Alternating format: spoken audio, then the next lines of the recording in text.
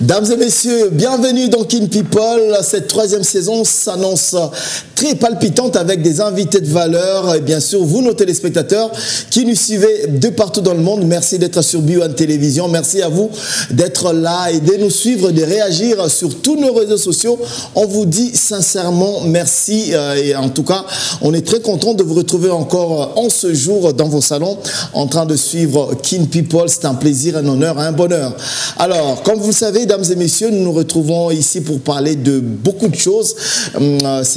Ce magazine de divertissement où nous lions l'utile à l'agréable. Aujourd'hui, nous avons, comme d'habitude, un beau plateau bien décoré, comme vous le savez, avec nos sponsors et partenaires à qui nous disons sincèrement merci. Merci à la Equity BCDC qui a rejoint la grande famille des sponsors de cette émission. Merci à B1 Télévision. Merci à Martini 00. Merci à Frissel, merci à Mboté et sans oublier voilà, Oudap, voilà, qui sont nos partenaires en ce jour. Et sincèrement, nous n'oublierons pas de rappeler que nous sommes là chaque dimanche pour votre plaisir et bien sûr sur tous nos réseaux sociaux. Sur ce plateau, nous allons recevoir une dame qui a toujours été là avec nous. Elle est magnifiquement maquillée aujourd'hui par Béatrice Mungouva qui l'a maquillée. Bonjour Christelle Dibata. Ah mais t'as hésité avec mon prénom. Non, en fait c'était en train de venir. Non, tu as hésité. Bon, j'y réponds pas. Alors, merci encore de m'accueillir sur ce plateau de Kin People. C'est vraiment un plaisir, Fanfan. Même si tu nous as manqué pendant deux émissions. Pendant 2 émissions, effectivement, mais là je suis de retour voilà. Et tout est parfait. Et donc, on remercie nos téléspectateurs qui chaque jour nous suivent et qui sont également présents sur les réseaux sociaux. Et j'aimerais aujourd'hui en profiter pour faire un clin d'œil à une personne très spéciale. Nous allons donc nous rendre au Dakota du Nord, aux États-Unis, pour saluer Madame Nadia Kibalavala, ainsi que sa petite surprise qu'elle nous avait réservée. Merci infiniment. Et nous sommes également sur... Elle est où la surprise? Ah oui, elle sait de quoi je parle. Ah, donc, ok. Madame Nadia, merci de nous suivre. Merci de nous suivre depuis de Dakota du Sud ou du Nord? Dakota du Nord. Dakota du Nord, aux États-Unis. Et également en Italie, plus précisément à Milan, où nous avons Madame Paula Luisililou qui nous suit également. Merci beaucoup Christelle Dibata pour cette présentation. Je rappelle qu'elle est présentatrice de l'émission, mais aujourd'hui c'est moi qui suis aux commandes. Elle va nous retrouver sûrement la semaine prochaine. Merci. Alors, comme invité, mesdames et messieurs, nous avons 2 beaux messieurs qui vont nous accompagner sur ce plateau. Nous allons avoir le docteur Jean Lumbala qui revient, parce que ce n'est pas la première fois qu'on le reçoive. Alors, pour... et qui avait fait sensation avec son émission. La première émission. Voilà, il y avait beaucoup de vues, c'était très bien. Monsieur Jean Lumbala, médecin, alors, qui a 2 casquettes. La première fois, il était là en tant que sexologue. Oui, bien sûr. Et aujourd'hui, nous allons le recevoir en tant que psychologue. Exactement. Voilà, c'est quand même... ça fait plaisir. Hein? Moi-même, je ne m'entendais pas, mais après, je me suis dit, sexologue, psychologue, ben voilà. On va en parler. Et notre artiste du jour, la star du jour, c'est un monsieur très connu dans le milieu gospel congolais. Il vient de sortir un EP qui s'appelle Conté Conté, mais il y a un album aussi sur le marché, Crescendo, qui marche très bien avec... voilà, on va voir les chiffres tout à l'heure. El Georges, bienvenue sur ce plateau. Merci Fanfan. C'est un plaisir de vous avoir. Le plaisir est partagé, c'est aussi un plaisir pour moi d'être reçu. C'est vrai que c'est très difficile de vous avoir, mais après, vous avez quand même pour moi, fait c'était facile. Exceptionnel. Ah oui, c'était sûr. C'est jamais difficile de m'avoir, enfin, tu le sais, n'est-ce pas? Bon, pour les autres, peut-être, mais moi, je sais quand je parle. Mesdames et messieurs, c'est parti avec Kin People, la 3e saison. On y va, et c'est tout de suite.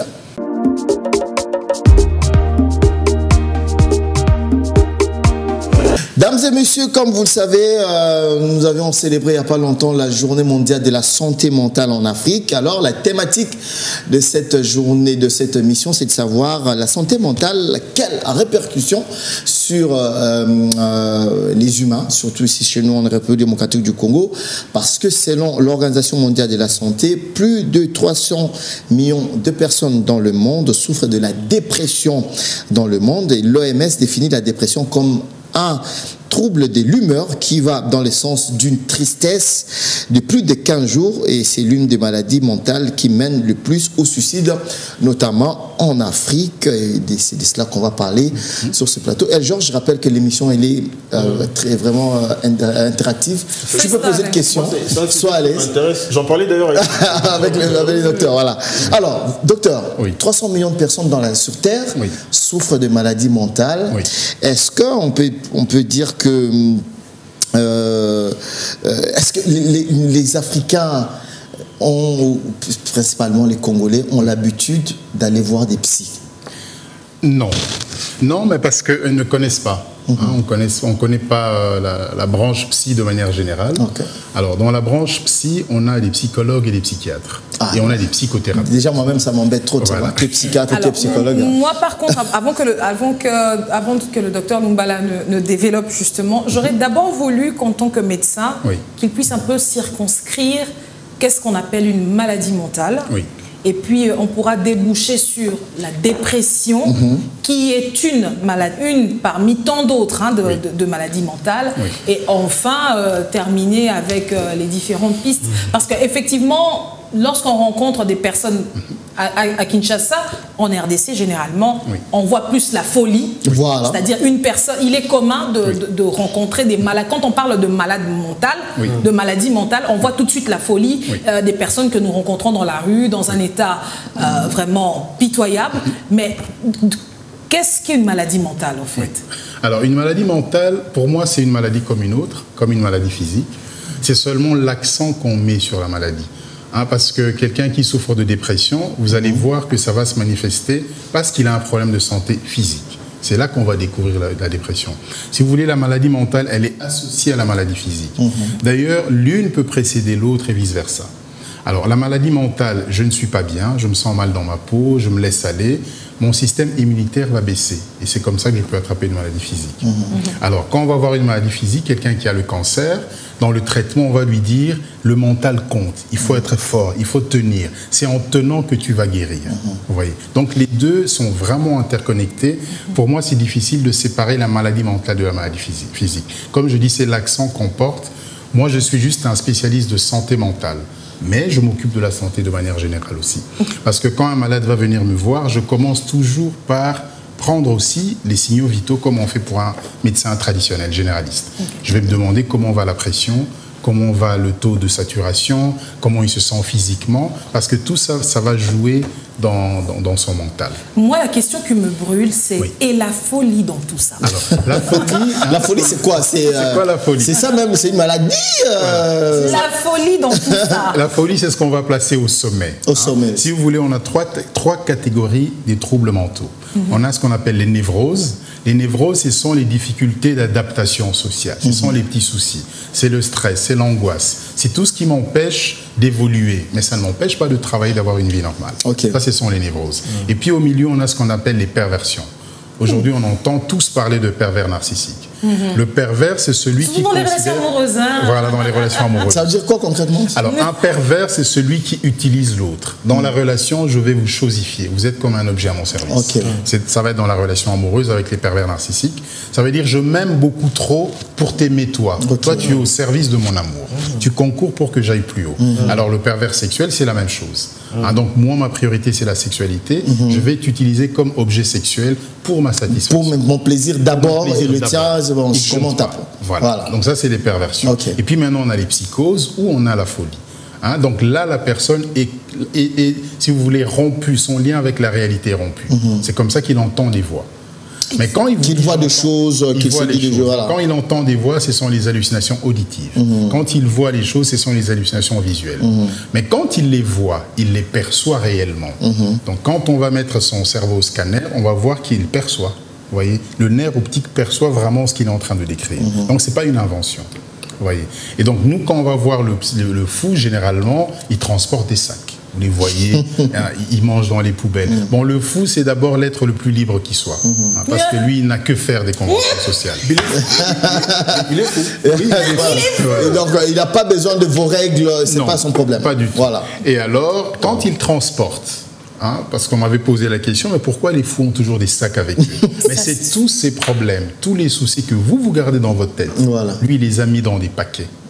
En fait, il s'est déchargé de tous ses soucis, il les a mis dans les paquets. Donc, il se trimballe avec ses soucis à lui. D'accord. Vous voyez. Et donc, vous pouvez tout faire. Vous allez lui arracher tous ses sacs. Mais il va reconstituer le même paquet. Alors, en termes de consultation, docteur, comment ça se passe? Vous êtes dans le métier, ça fait longtemps. Oui. Est-ce que nos populations, on entend souvent les gens dire, je suis stressé, je ne me sens pas bien, je ne dors pas bien. Il n'est pas malade physiquement, mais on sait qu'il y a un truc dans sa tête qui... voilà. Alors, est-ce qu'il y a des gens qui viennent vous voir? Ou bien, voilà, ils attendent peut-être que ça soit un peu plus sérieux pour voir un spécialiste, un médecin. Et généralement, comment ça se passe? Alors, disons que moi, comme je travaille à l'hôpital, je dis toujours, je suis la poubelle de tous mes collègues. Donc, il va traiter quelqu'un, bon, ton problème n'est pas physique, on va voir le psy. Ah, ok. Une femme va venir, j'ai pas mes règles, mais pourtant je suis pas enceinte. Ah, ça c'est une grossesse nerveuse, on va envoyer chez le psy.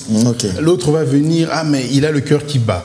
Mais on va prendre tous les paramètres signaux. Mais après, c'est normal, physiquement, c'est bon. Tout va bien. On va l'envoyer chez le psy. Donc, vous voyez, moi, je suis... Là, vous recevez tout le monde. Je reçois un peu tout. Mais après, c'est quoi les diagnostics le plus fréquents? C'est quoi? Bon, c'est vrai que quelqu'un n'est pas fou, mais vous sentez quand même qu'il a un problème. Le mec, il dort pas la nuit, il est nerveux, il est... voilà, il n'a pas... comme les artistes, Georges l'a dit tout à l'heure, il n'a pas produit des bons titres. À un moment, il ne s'est pas sorti, il ne s'est pas se défouler parce que, voilà, il a une vie cachée. Alors, comment vous gérez ces genres de choses? Et une autre question, excusez-moi de... T'es en train de monopoliser, là. Une autre question, et puis il y a une autre question, c'est celle de savoir, est-ce que nos croyances africaines, genre les églises, fétichisme. les fétichismes, les familles, est-ce que ça n'a pas aussi une part de responsabilité dans certaines maladies? Voilà, j'ai fini. Hein. Non, c'est ça. Freud disait, on souffre d'abord de notre famille. Ok. Oui, notre famille est à la base. Vous allez voir, quand une personne se plaint, il va se plaindre de qui? De son père, de sa mère, de ses frères, de ses soeurs. Donc, on aime notre famille, en même temps, c'est la famille qui est la cause de la plupart de tous nos soucis, surtout de l'ordre de la santé mentale. Oui. Alors, pour répondre à votre question, en fait, pour moi, quand j'ai travaillé en Belgique, ça fait 10 ans maintenant que je travaille au Congo, on m'avait donné des idées. On me disait comment est l'homme noir. Par exemple, vous avez parlé de dépression. Moi, sur les bancs de l'université, on m'avait dit que la dépression, c'était pas pour les Noirs. Entre guillemets, c'est une maladie. Voilà.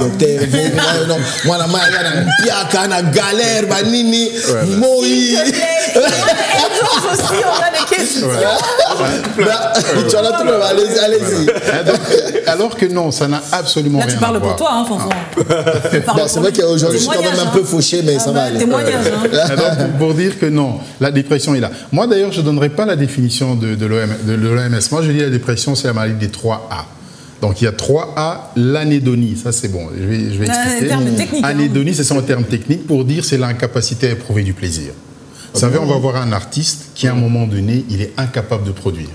De se faire plaisir. De se faire plaisir. Très bien. Il n'éprouve plus du plaisir dans son travail. Ça, c'est l'anédonie. Alors, on a l'arythmie. Donc, ça, c'est l'inversion. Le A, c'est toujours privatif. Donc, il n'y a pas de rythme, il n'y a pas de plaisir. L'arythmie, c'est la personne qui va dormir la journée et il ne sait plus dormir la nuit. C'est ce que vous avez dit tout à l'heure. En fait, la nuit, c'est le moment où on est seul avec soi-même. La journée, par exemple, l'artiste, il est entouré. Ses agents, ses fans, c'est tout. Mais quand il est dans son lit, il est seul. C'est là qu'il est face à lui-même. Et c'est là qu'il peut s'évaluer. Et c'est là qu'il peut fuir. Il n'arrive pas à trouver le sommeil parce qu'il n'est pas tranquille. Voyez. Donc ça, c'est l'arythmie. Les dépressifs, souvent, dorment la journée et pas la nuit. Alors, on a le dernier, c'est l'aboulie. Donc, privation. L'aboulie, c'est l'élan, le rythme. Commencer à faire les choses. Un dépressif, vous allez lui dire, écoute, on a rendez-vous à 15h. Mais c'est à 15h qu'il va commencer à réfléchir à comment aller au rendez-vous. Ouais, donc, il n'a pas de motivation à faire les choses. Donc, quand on voit ces 3 A accumulés pendant 15 jours, comme vous avez dit, pendant 15 jours, on va dire c'est l'état dépressif. Et quand ça persiste pendant au moins 6 semaines, là, on est dans la dépression profonde. Waouh. Au fait, moi, tout ce que le docteur est en train de dire, c'est des trucs que j'ai vu ou que j'ai vécu, bon, je préfère dire que j'ai eu à vivre. Il faut aller voir le médecin. Attention. Non, mais en fait, il a dit un truc important, c'est que c'est intimement lié à la vie d'artiste, en fait. L'artiste, moi, je mais suis... pas que, effectivement. Oui, mais voilà, justement, ça concerne tout le monde. Mais un artiste, au fait, je me rends compte, au fait, qu'on est les personnes les plus... Enfin, peut-être les personnes les plus incomprises, je crois. Voilà. Parce que et les plus déprimées. Les plus déprimées. Ça, en tout cas, ce qu'il disait, je me retrouvais dans beaucoup de choses qu'il disait. Mais je pense que ce qui fait qu'on n'arrive pas à nous en sortir, c'est le fait que très souvent, quand on parle du fait, tout ce que vous avez décrit là, quand on ose en parler, on tombe dans ce qu'on disait tout à l'heure, que bah, c'est un fou, on te prend peut-être pour...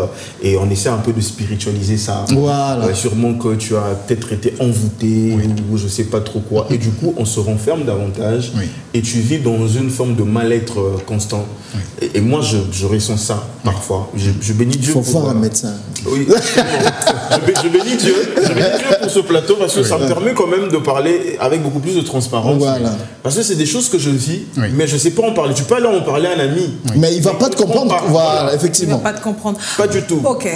Alors, moi, docteur, l'élément sur lequel moi j'aurais voulu rebondir, c'est, je dirais, la contextualisation culturelle. C'est vrai que... on voit, par exemple, vous avez travaillé longtemps en Belgique, lorsque quelqu'un dit aller voir un psychologue, le regard social change, parce que c'est comme si c'était un aveu de faiblesse.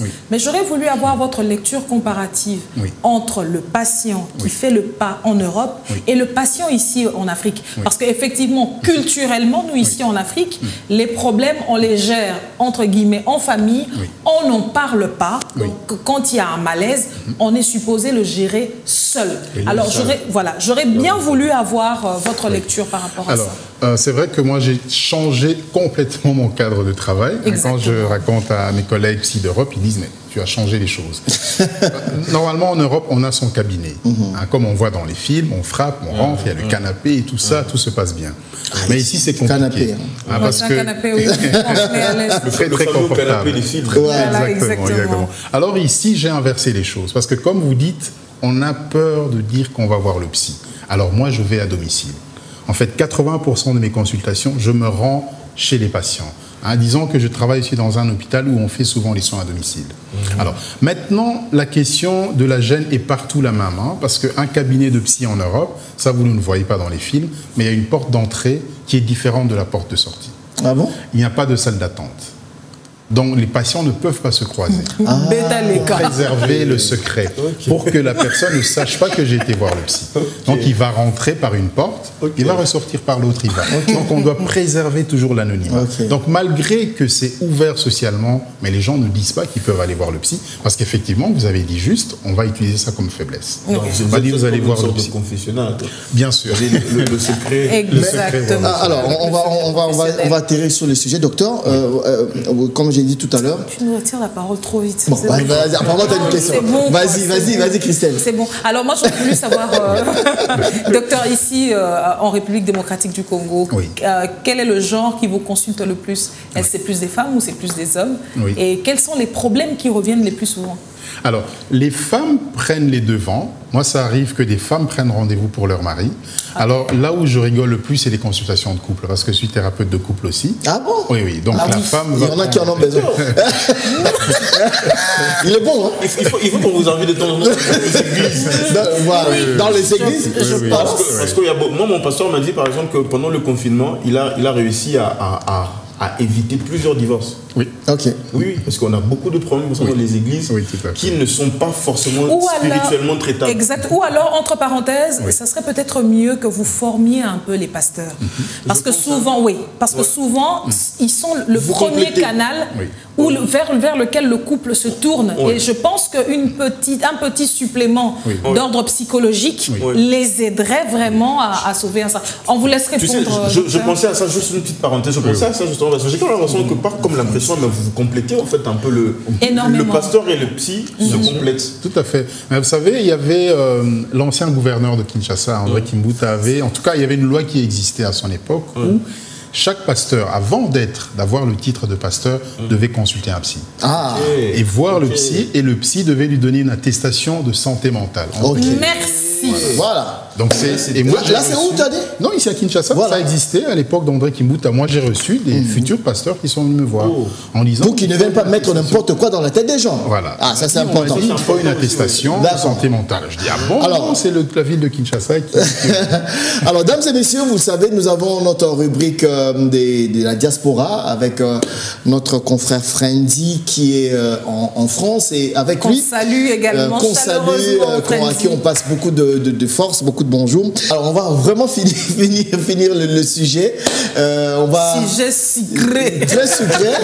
Donc, compte qu'il y a vraiment beaucoup de choses à dire en fait sur... Moi, je n'ai même pas fini, mais bon. Non, vas-y, si tu as une dernière question, je te permets quand même... Oui, quand même, docteur, en fait, le truc est tellement important, c'est vraiment un fléau, permettez-moi de le dire, et la santé mentale, c'est important. Surtout pour nous, les artistes, ben, je sais que c'est un problème un peu, ça concerne tout le monde, mais c'est quoi la solution selon vous?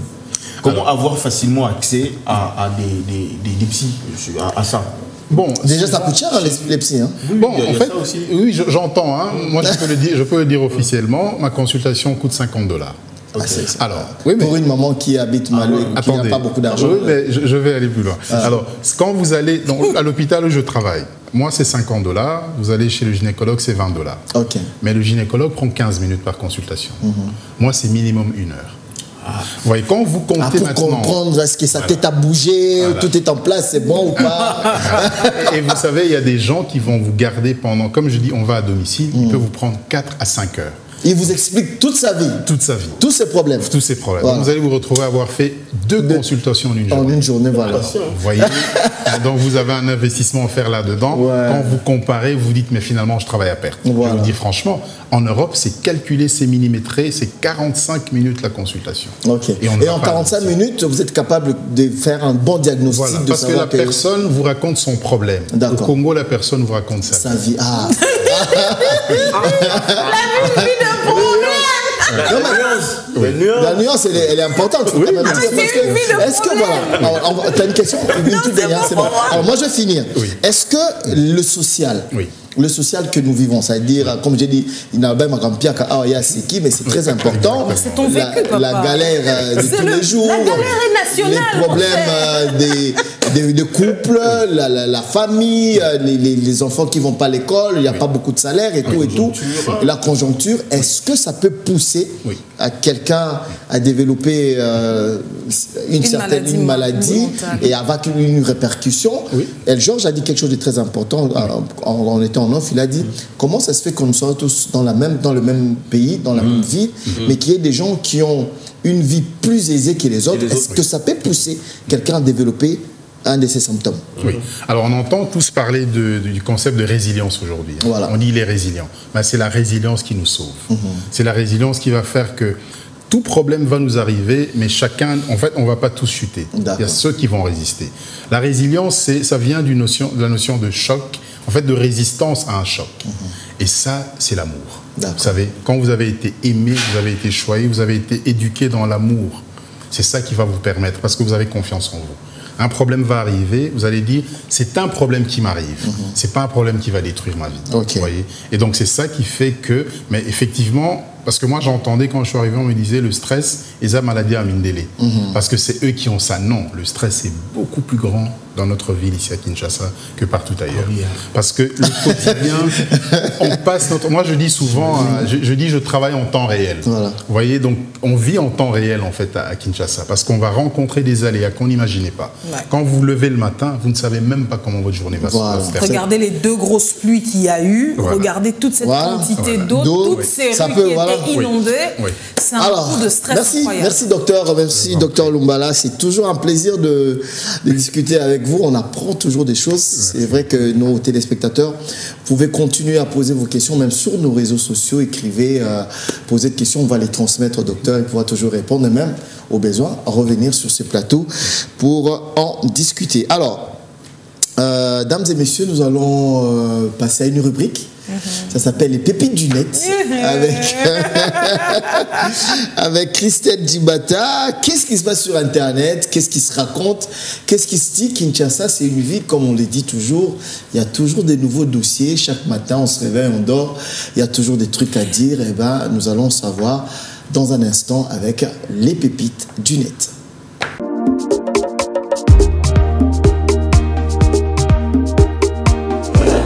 Djibata, Yes. comment ça se passe? Qu'est-ce qui se passe sur Internet actuellement? Qu'est-ce qui se raconte? Alors, actuellement, ce qui se raconte, évidemment, ça reste l'événement majeur dans lequel on n'est pas encore sorti de l'auberge.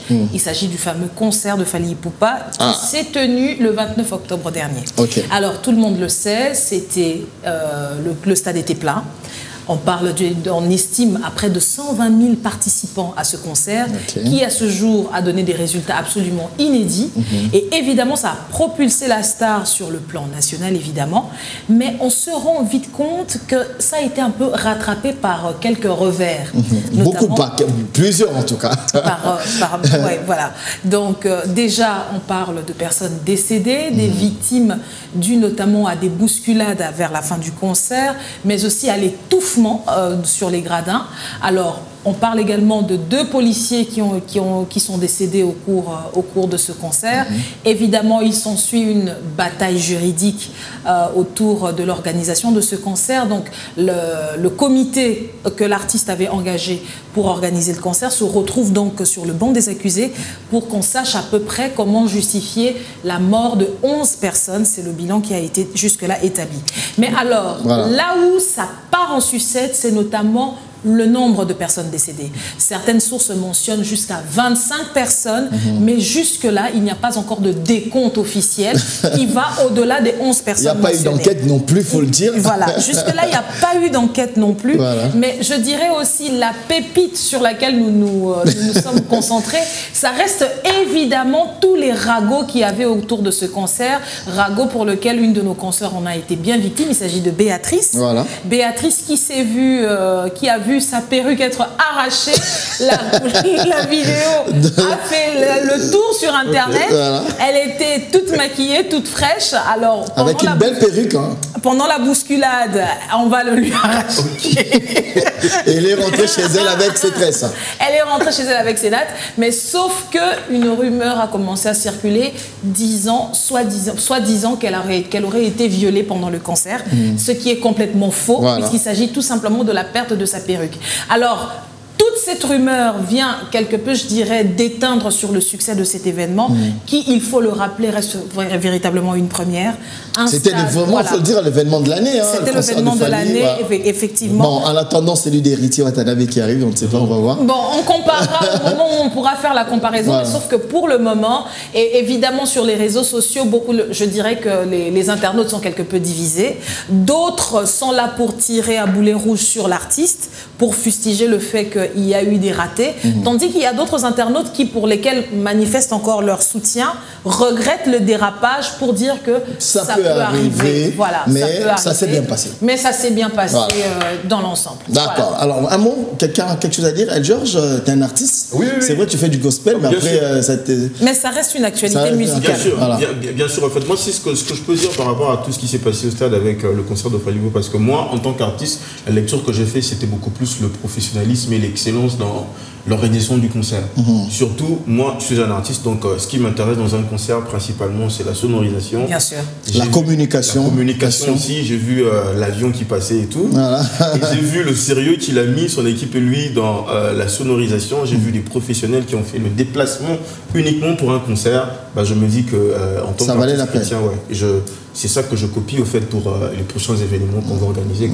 Ça a été aussi pour nous tous artistes un concert école aussi, que nous avons été enseignés sur la façon de faire correctement un concert en fait.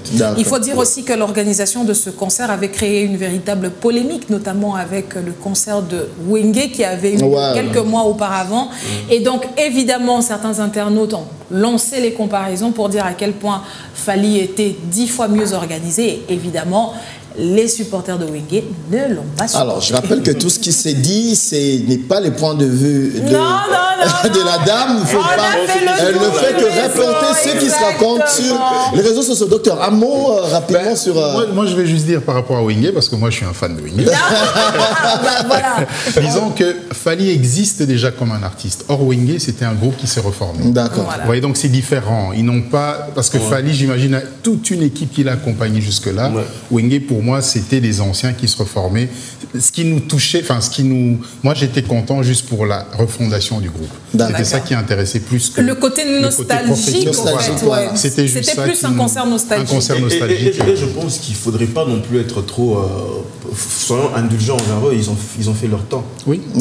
Donc, tout ce qui s'est passé, ça s'est passé, respectons les légendes qu'ils sont, et puis c'est tout, quoi. Ça, c'est ton point de vue.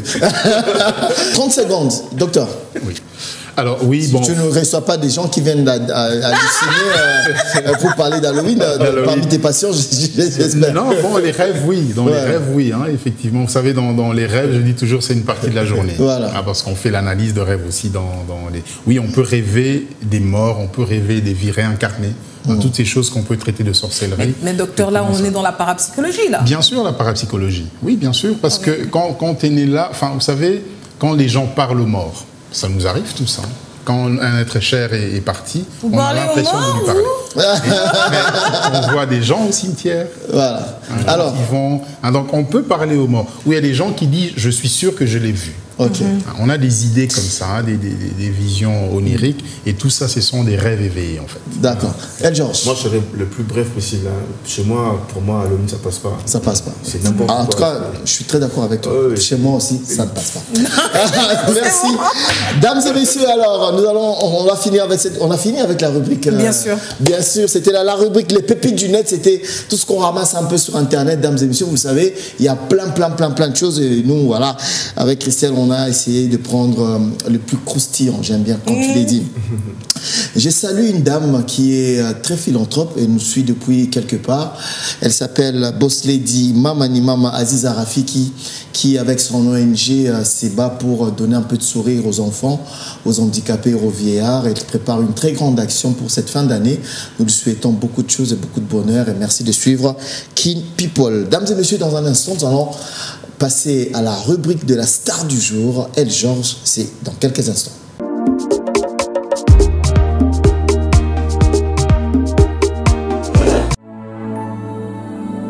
Chaque jour, plus de 15 millions de membres transforment l'Afrique.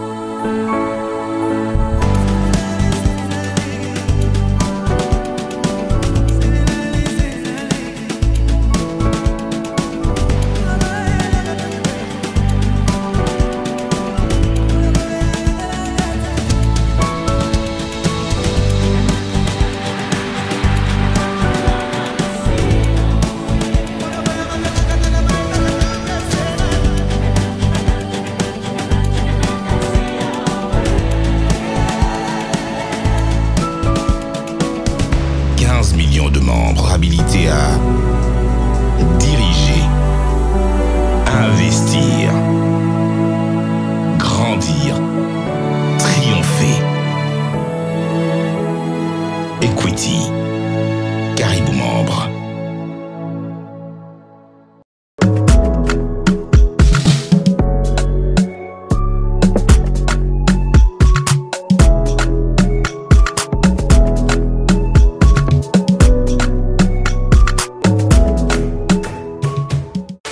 Chez AfriMoney, découvrez, bénéficiez et partagez votre argent en dollars et en francs congolais depuis votre SIM Africell en tapant étoile 1020 dièse.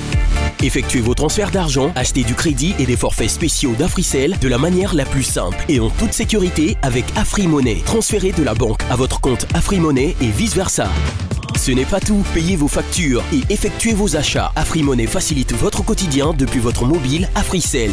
Procurez-vous une SIM et créez un compte AfriMoney gratuitement en composant étoile 1020 dièse et recevez jusqu'à 1000 francs congolais. Enfin, bénéficiez du meilleur taux d'échange. Pour plus d'infos, appelez le 1020 ou présentez-vous dans le shop Africell le plus proche.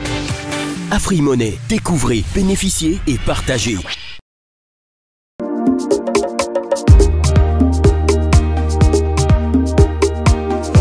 Dès son vrai nom, il s'appelle Georges Lusambu Lusamba. Artiste, chanteur, rappeur, gospel, auteur-compositeur, né à Kinshasa une certaine année. Eh ben, il est cadet d'une famille de 9 enfants, fils d'un ancien batteur et qui s'appelle, bon voilà, je ne peux pas citer notre papa, Georges Lusambu est tout jeune prend le goût de la musique Et encore écolier, avec ses amis de l'école, il crée un groupe de musique qui sera appelé la Sainte Mélodie. Le groupe va lui offrir sa première occasion de se présenter en scène en 2007 pour l'élan. Il parcourt en plus plusieurs groupes musicaux de chorale de la ville, enfin, de lancer sa carrière solo en 2012. Et voilà, avec ses amis d'université. Et le concours musical découvre de nouveaux talents où tu as participé. Et voilà, il y a plein de choses. De nouveaux compositeurs. Voilà. Il y a beaucoup de choses à dire sur toi, El Georges. Ouais. Vous connaissiez El Georges avant de le rencontrer aujourd'hui? Malheureusement, non. Comme j'avais dit encore l'autre fois, voilà. Mais je ne regarde jamais la télé. Voilà. Je vis dans un monde. Mais tu sais, les artistes, généralement, ça te choque pas? Quoi ça? Quand tu rencontres quelqu'un qui dit qu'il ne te connaît pas. Au contraire, ça me fait du bien. C'est vrai? Oui, au moins ça me... Non.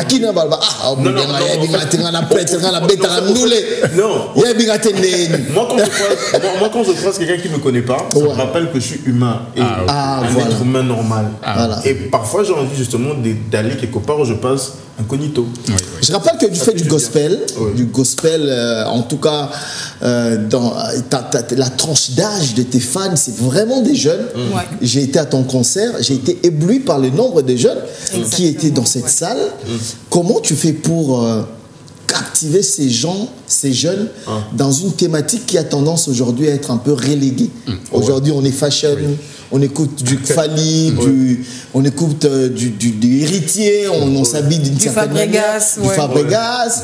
Et alors, comment ça se fait que El Georges a quand même une base de données avec plein d'artistes comme ça? Je pense qu'un peu comme le docteur, on fait comme une sorte de thérapie pour eux. En fait, notre musique est en même temps thérapeutique, dans le sens où on emploie le langage qu'ils comprennent pour adhérer à ce que nous faisons justement. Au message. Au message en fait. Voilà. Le fait est que une chose est de passer le message, une chose est de savoir comment le passer. Okay.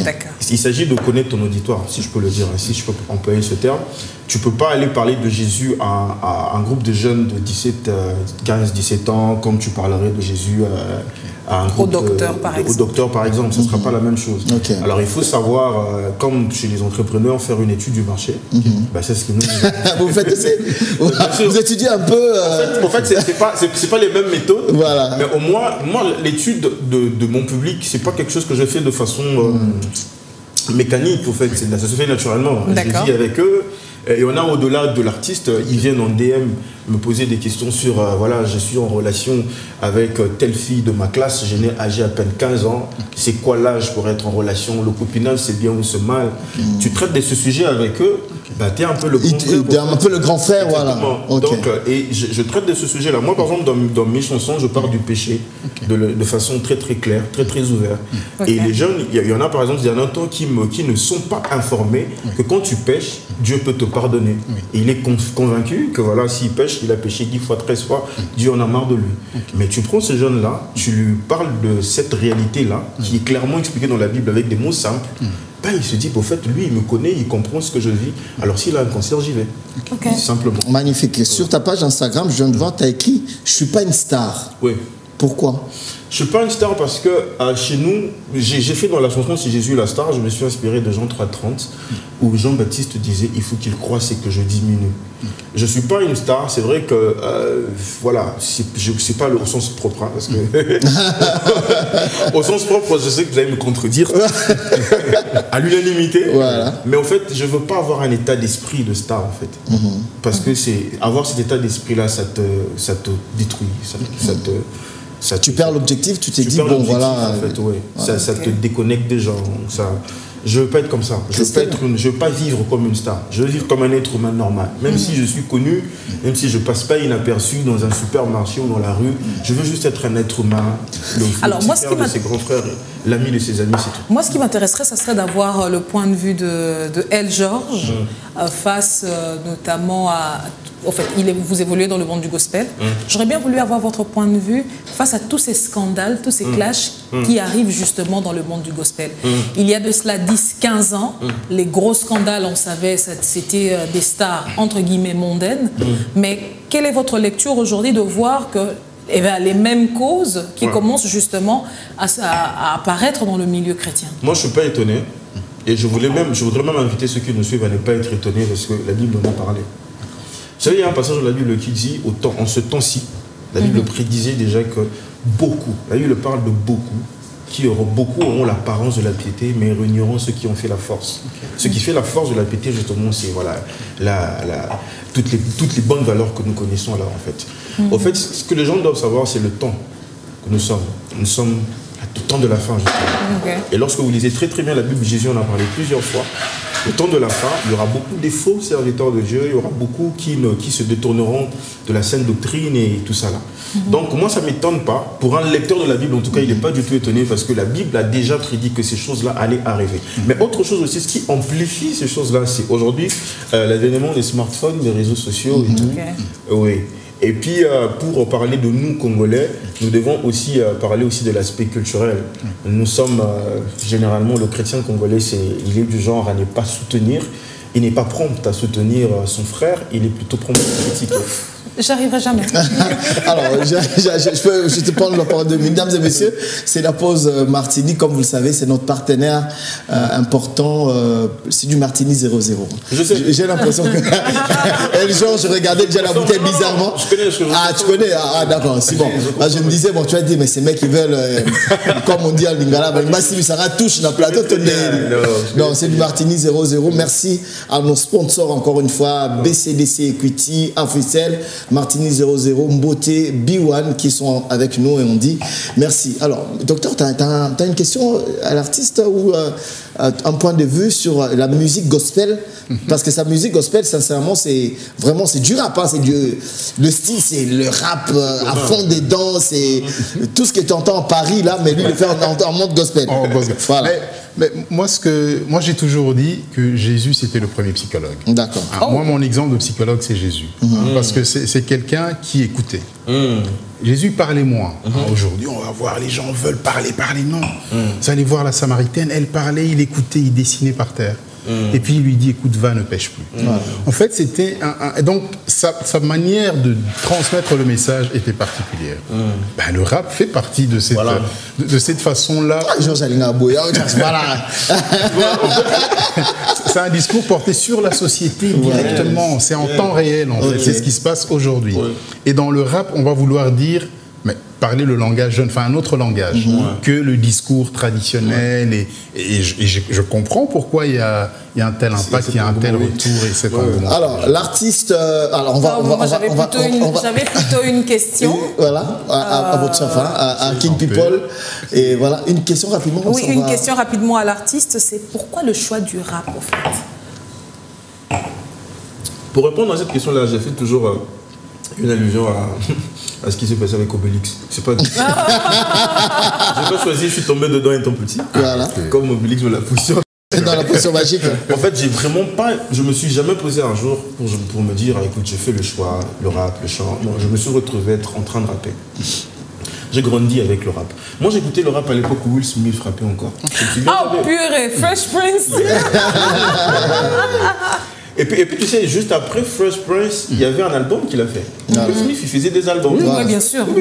On se souvient de Miami, par exemple. Miami, voilà. De très belles chansons, d'ailleurs. Moi, j'écoutais le rap à l'époque, avec bien sûr ceux qu'on connaît, tous, je ne saurais pas citer tout le monde. Mais voilà. Et donc, je consommais le rap à la maison. Tout le temps. Il disait tout à l'heure que mon père était batteur, donc la musique chez nous, c'était vraiment quelque chose de famille. On écoutait, voilà.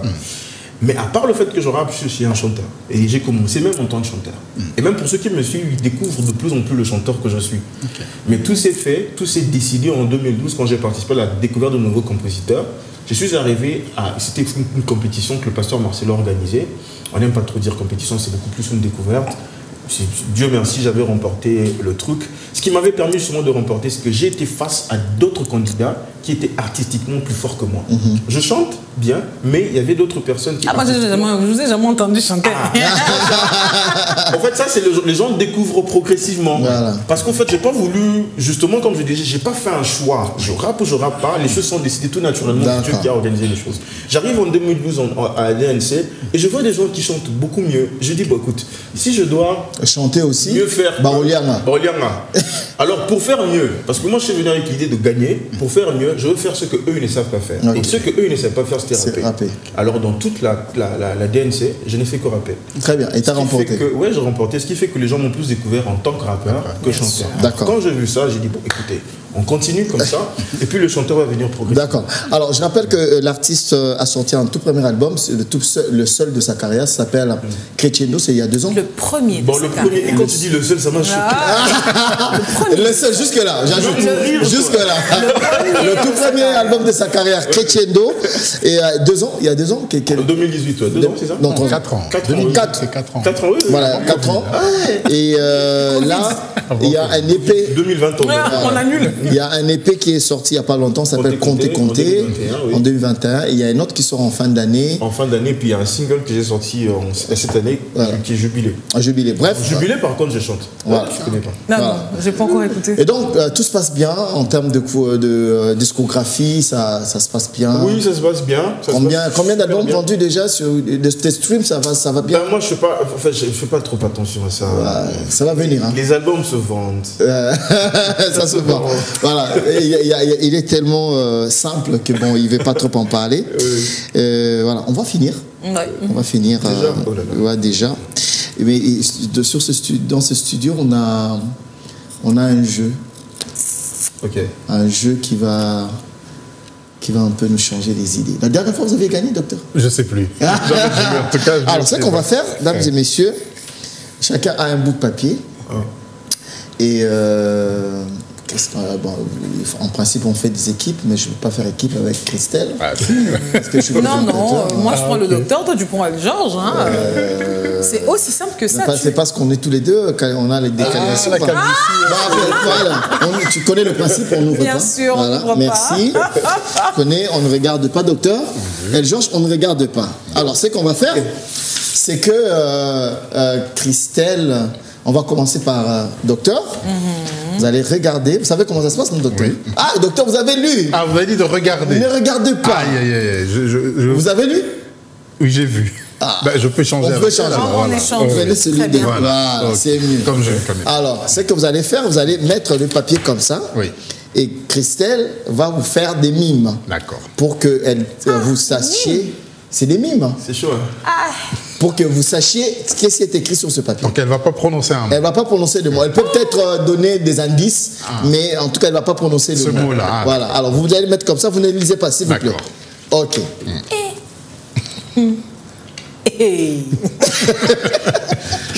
Alors,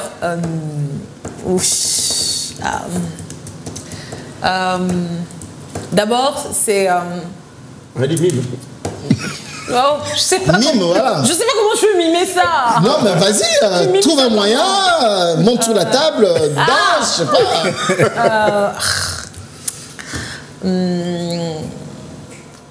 Indice. Indice. Donne un indice. Je vous bouffe la peau des pieds. Oula.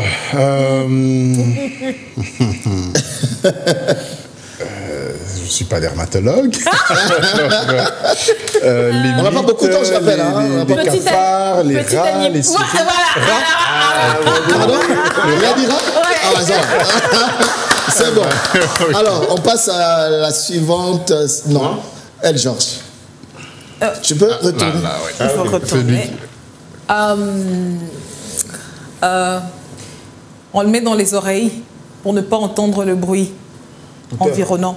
Non. Quand je veux m'isoler. Non. Quand je suis en studio, je le mets pour m'isoler. Casque. Exactement. Pas loin.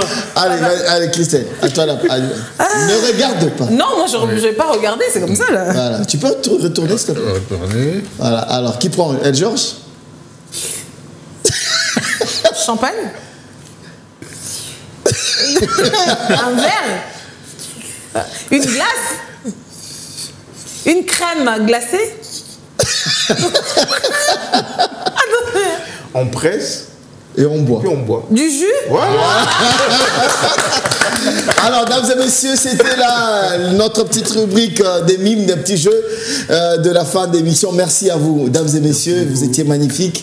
Formidable, Christelle, quand tu es là, je suis en paix. Et Georges, un petit mot sur l'émission, qu'est-ce que vous en pensez? J'aime beaucoup, moi j'aime beaucoup l'excellence, il y a de l'excellence ici, partout, c'est très beau. Les voilà. présentations sont toujours au top. Merci, merci. Vraiment, merci. Il faut aller voir le docteur hein, quand tu as des soucis avant de péter un câble. Alors, les verres et tout, voilà. C'est très beau. Merci beaucoup. Docteur Jean. Moi, je suis hyper heureux parce que parler de la journée mondiale de la santé mentale, c'est quelque chose de très très très important. Super. Vous avez cité 300 millions, c'est même pas 300 millions. Voilà, vous savez, 300 millions, c'est des cas connus. Okay. Donc c'est comme, par exemple, quand on parle de diabète, je vais vous citer l'exemple, juste la Belgique. Il y a 300 000 malades qui ne se connaissent pas diabétiques. Alors imaginez maintenant si on met la santé mentale sur 80 à 100 millions chez nous, je dirais dans toutes les familles. Absolument toutes les familles, il y a un malade mental. Oh là là. Peut-être qu'on ne prend pas au sérieux, peut-être qu'on n'écoute pas.